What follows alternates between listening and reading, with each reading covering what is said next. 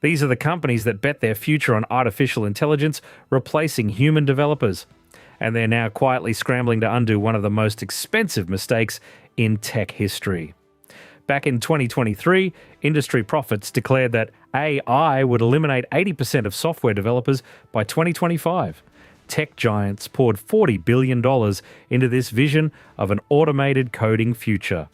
CEOs lined up to announce mass layoffs, proudly attributing cuts to their sophisticated AI systems. The message was crystal clear. Human programmers were about to become obsolete. But here's what actually happened. By early 2025, despite 97% of tech leaders integrating AI into their systems, two-thirds hadn't reduced a single engineering position. Most teams had actually grown. The miracle tools of the hype era were being quietly pushed aside. And the companies that went furthest down this path were facing a reckoning that would reshape how we think about artificial intelligence in software development. I'll be upfront about something. I watched this unfold in real time, and I was not immune to the excitement. Like a lot of people paying close attention to the space, I genuinely believed we were standing at the edge of something transformative. The early demos were extraordinary. The confidence of the people behind these tools was infectious, and the financial pressure to believe, to be on the right side of the disruption, was enormous. I think that pressure is something we don't talk about nearly enough.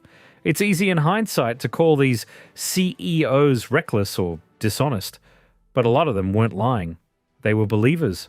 And belief, and when it's powered by billions of dollars and relentless media validation, can outrun reality for a surprisingly long time. The first crack in the facade appeared in May 2025, when Klarna's CEO Sebastian Siemiatkowski made a startling admission. The fintech company had made headlines in 2023 for replacing 700 customer service workers with an AI assistant powered by OpenAI. It was supposed to be a triumph of efficiency over human labor. Instead, Siemiatkowski confessed they focused too much on efficiency and cost, which resulted in lower quality that wasn't sustainable. Klarna began rehiring human agents after customer satisfaction plummeted. But Klarna's reversal was nothing compared to the spectacular collapse of Builder.ai. This company had raised over $1.5 billion by promising to revolutionize software development through artificial intelligence. Their platform, fronted by an AI assistant called Natasha, claimed to build custom applications automatically. Investors believed they were funding the future of coding. The reality was far more mundane and damaging. As the Wall Street Journal exposed as early as 2019, Natasha was largely a facade. Behind the curtain was a massive team of an estimated 700 human software engineers, primarily based in India, manually performing the work attributed to AI. Former engineers revealed they were instructed to never mention their location or use Indian English phrases, timing their updates to UK business hours to maintain the illusion of automation. On May 20th, 2025, the charade finally ended. Builder.ai declared insolvency. Founder Sachin Dev Duggal, who had styled himself as the company's chief wizard, resigned in February amid mounting losses. The billion-dollar AI coding revolution had turned out to be an elaborate mechanical Turk operation. What makes the Builder.ai story so remarkable isn't just the deception, it's the duration of it. For years, journalists asked questions, analysts raised eyebrows, and yet the money kept flowing. Venture capital, by its nature, rewards the boldest story. And in a climate where every other pitch deck promised AI-driven disruption, the pressure to fund the most audacious vision was overwhelming. Builder.ai's collapse should prompt serious soul-searching, not just among founders, but among the investment community that funded the illusion long after the cracks were visible. These weren't isolated failures. They were symptoms of a fundamental misunderstanding about what AI could actually accomplish in software development. The promise had been seductive. Replace expensive human developers with tireless AI systems that could code faster, cheaper, and without coffee breaks. The reality proved far more complex and costly. The first comprehensive study of AI's actual impact on developer productivity came from METR in July 2025, and its findings were shocking. Researchers conducted a rigorous controlled experiment with seasoned engineers and discovered that when developers used AI tools, they took 19% longer to complete tasks. Not faster, slower. Even more revealing was the perception gap. Before starting, developers predicted AI would reduce completion time by 24%. After finishing, they still believed it had sped them up by 20%. The reality was a 19% slowdown that most developers couldn't even perceive. They had become what the industry started calling AI babysitters, spending an average of 11 hours per week just correcting AI hallucinations. This contradicted years of optimistic studies suggesting AI tools like GitHub Copilot made developers significantly faster. But those studies typically used simple, isolated tasks. Real-world software development involves complex systems, legacy code, and intricate business logic that AI simply couldn't navigate effectively. This is the part of the story that I find most troubling on a personal level. The METR findings weren't just a data point. They were a diagnosis of something deeply broken in how we evaluate technology in the first place. For 2 years, the entire industry was essentially operating on vibes. Studies were cherry-picked, demos were curated, and anyone who raised inconvenient doubts was dismissed as a Luddite. The scientific rigor that should govern decisions affecting hundreds of thousands of livelihoods was almost entirely absent. And I think the tech industry owes the people who lost jobs during this period more than a quiet reversal and a PR-friendly rehiring announcement. The technical consequences were even more alarming. GitClear's analysis of 211 million lines of code changes revealed that AI-generated code was creating technical debt at an unprecedented scale. The frequency of duplicated code blocks increased eightfold in 2024. Code associated with refactoring plummeted from 25% in 2021 to less than 10% in 2024. While copy-pasted code rose from 8.3% to 12.3%. A PI evangelist, Kin Lane, with 35 years in technology, put it bluntly. He had never seen so much technical debt being created in such a short period during his career. The security implications were catastrophic. The 2025 Veracode report found that 45% of AI-generated code contained vulnerabilities from the OWASP top 10 list.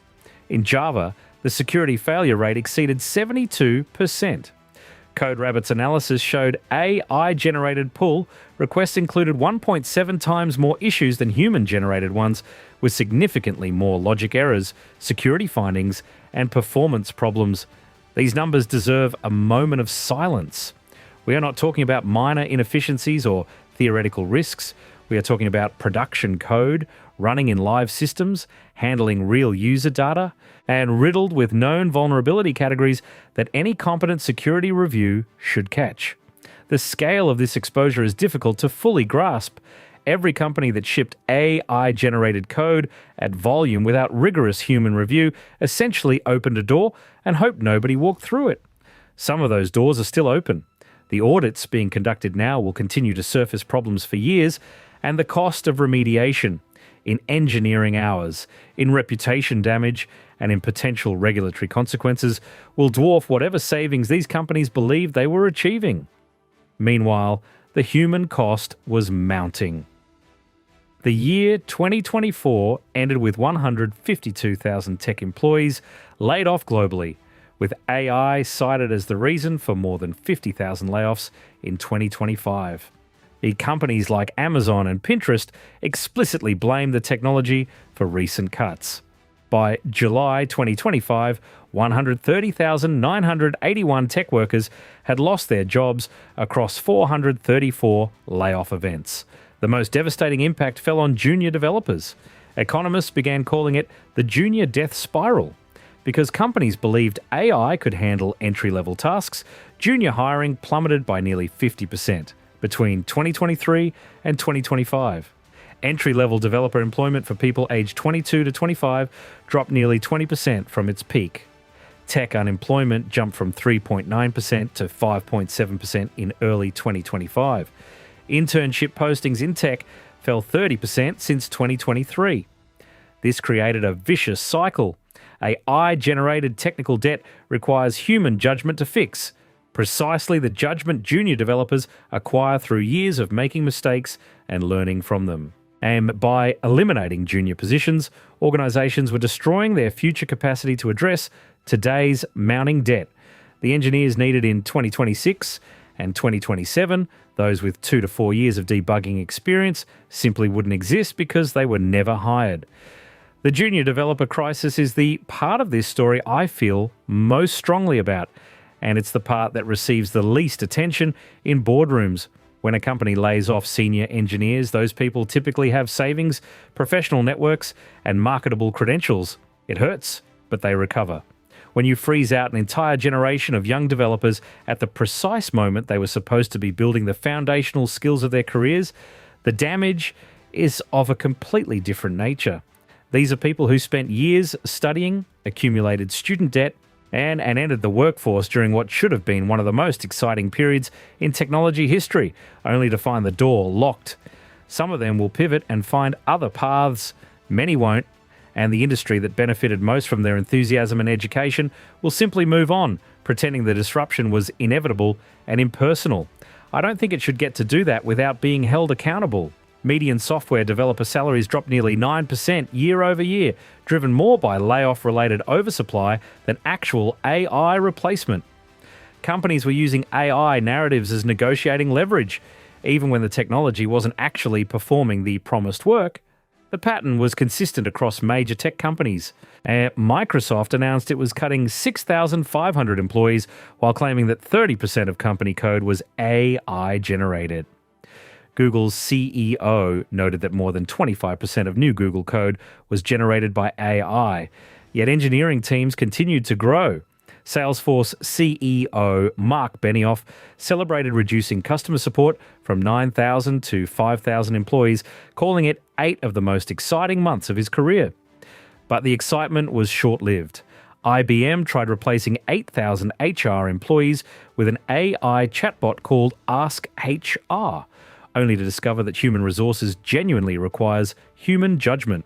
Amazon's Just Walkout retail technology, marketed as AI-powered, turned out to rely on remote workers in India monitoring store cameras.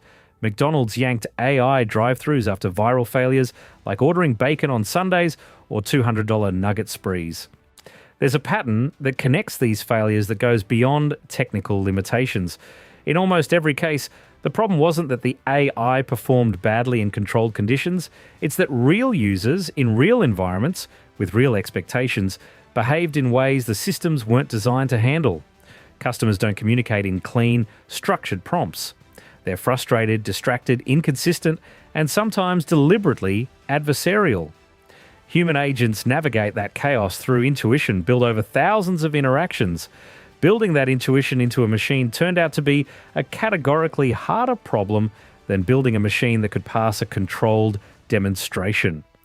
The gap between demo and deployment became the defining fault line of the AI era.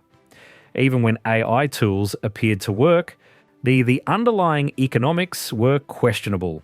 A staggering 95% of generative AI projects failed to deliver measurable returns, according to MIT Research.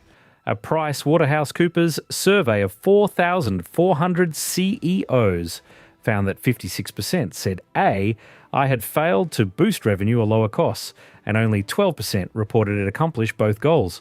The industry began to recognize what researchers called AI washing, attributing financially motivated cuts to future AI implementation without having mature, vetted applications ready to fill those roles.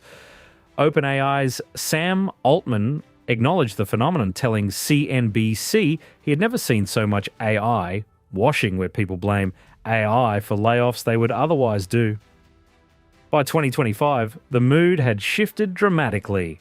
Stack Overflow's developer survey marked the first ever decline in AI tool sentiment, dropping from over 70% positive in 2023 and 2024 to 60%.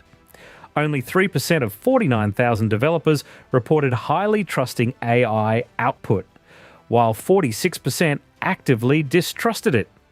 The top frustration, cited by 66% of developers, was dealing with AI solutions that are almost right, but not quite. After 2 years of steady improvements, AI model quality reached a plateau in 2025 and began declining. Tasks that might have taken 5 hours with AI assistance and 10 hours without were now taking 7 or 8 hours or even longer. Developers started reverting to older versions of language models because newer ones performed worse. This plateau deserves more scrutiny than it's getting. The dominant narrative has been that AI capability is on an exponential curve with no ceiling in sight. But the evidence from actual development environments suggests something more complicated. Scaling laws that looked ironclad in benchmark environments seem to break down in the messy reality of production software. And the fact that developers were actively choosing older models over newer ones, that regression was apparently preferable to progression, tells you something important about how the technology was actually being experienced by the people closest to it. The AI field has operated for years on a kind of faith that more compute and more data would solve every problem. That faith is being tested in ways that are uncomfortable for the people whose financial futures depend on it holding. The phenomenon engineers termed vibe coding captured the core problem. Natural language prompts could generate code that looked syntactically correct and felt like magic during demonstrations. But as Stanford's Digital Economy Lab documented, AI-generated code tended to be simpler, more repetitive, and dangerously less structurally diverse. It lacked the connective tissue required for robust systems. Nick Durkin, CTO at Harness, explained the fundamental limitation. AI lacks the full context and problem-solving abilities that senior engineers bring to the table. The technology could produce code fragments, but it couldn't architect systems, understand business requirements, or navigate the complex trade-offs that define real software development. The rehiring wave began quietly in 2025. Forrester Research predicted that by 2027, 50% of companies that attributed layoffs to AI would rehire similar staff, often offshore or at significantly lower salaries. 55% of employers reported regretting AI-driven layoffs.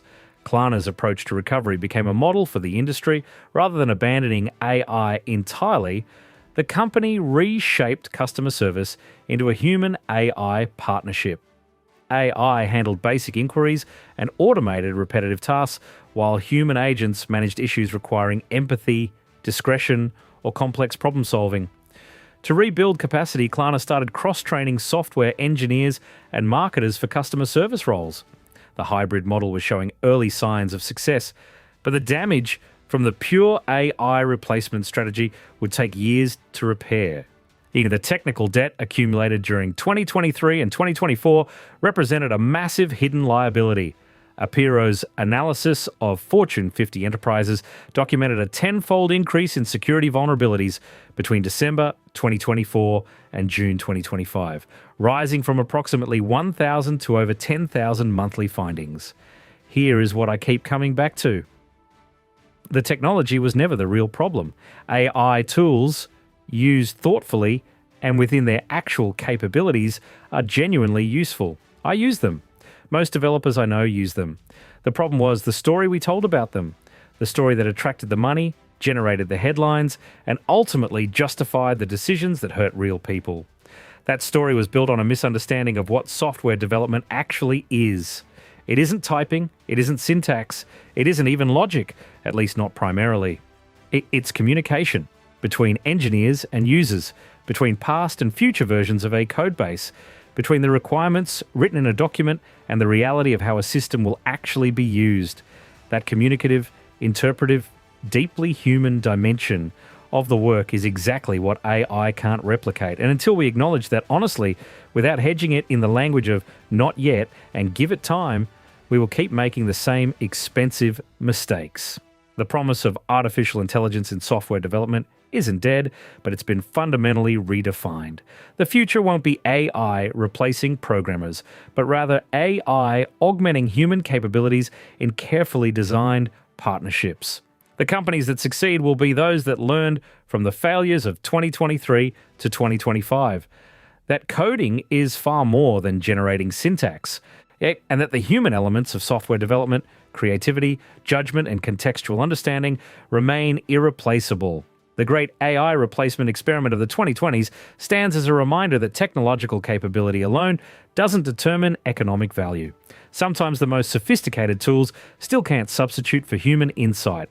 And sometimes the most expensive lesson an industry can learn is that there are no shortcuts to genuine innovation.